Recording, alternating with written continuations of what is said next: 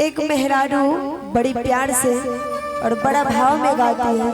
उजर बाबूला बिना आरे पिपरा ना सोभे, कोयल बिना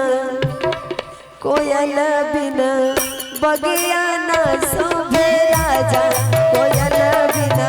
बगिया ना शोभे राजा, कोयल बिना बगिया ना शोभे राजा, कोयल बिना बगिया ना शोभे राजा, कोयल बिना बगिया ना शोभे राजा, कोयल बिना बगिया ना शोभे राजा।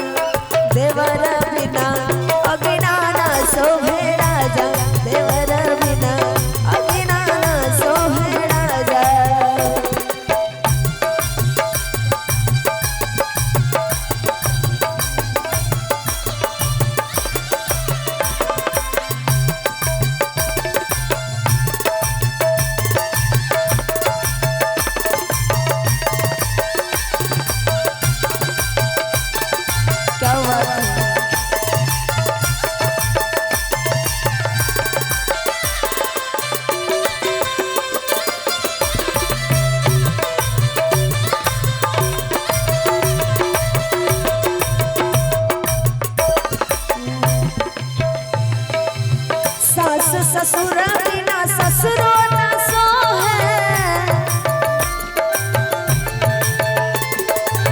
सास ससुर बिना ससुरो न सोहे,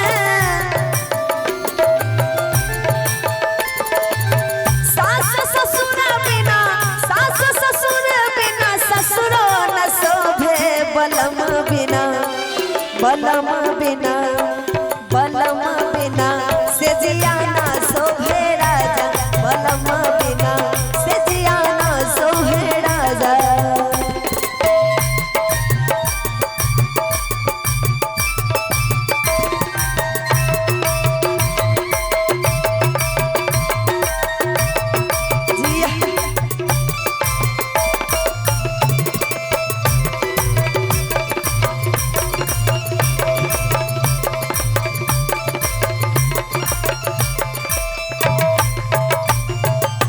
लाल सिनुर बिना मंगियो न सोहे,